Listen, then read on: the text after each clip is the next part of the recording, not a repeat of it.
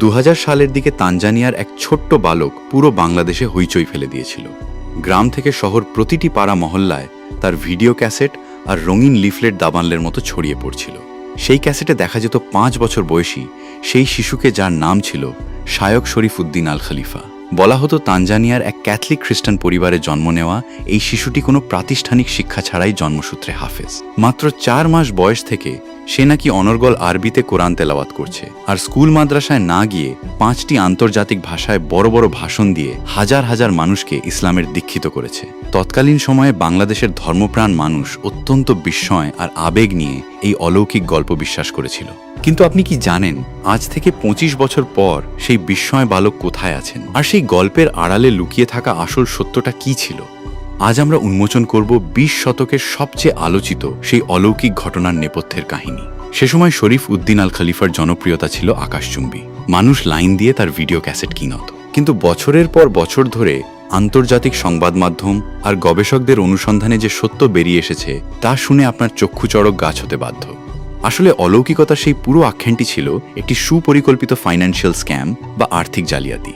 একটি শক্তিশালী চক্র সেই শিশুর ধর্মীয় আবেগকে পুঁজি করে বিশ্বজুড়ে কোটি কোটি টাকা হাতিয়ে নেওয়ার ছক কষেছিল।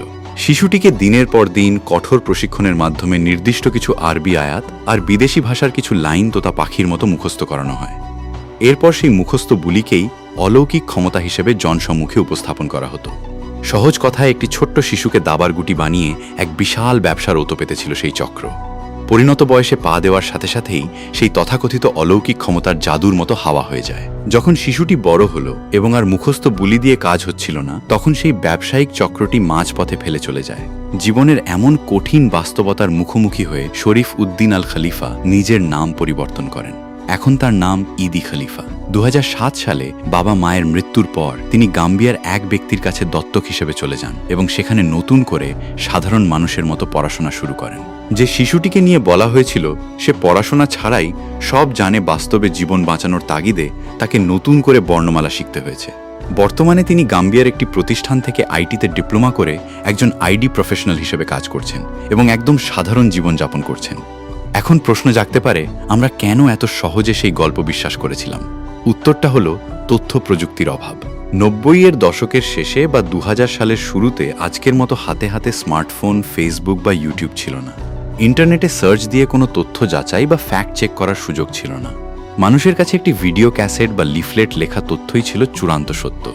মানুষের এই সরল বিশ্বাস আর ধর্মীয় আবেগের সুযোগ নিয়েই সেই জালিয়াত চক্রটি সফল হয়েছিল। আজ তথ্য প্রযুক্তির যুগে দাঁড়িয়ে সেই ঘটনাটি আমাদের বড় একটি শিক্ষা দেয়। কোনো ঘটনা ভাইরাল হলেই তা যাচাই না করে বিশ্বাস করা যে কতটা বোকামি শরীফ উদ্দিন আল খলিফার এই কাহিনী তার জ্বলন্ত প্রমাণ।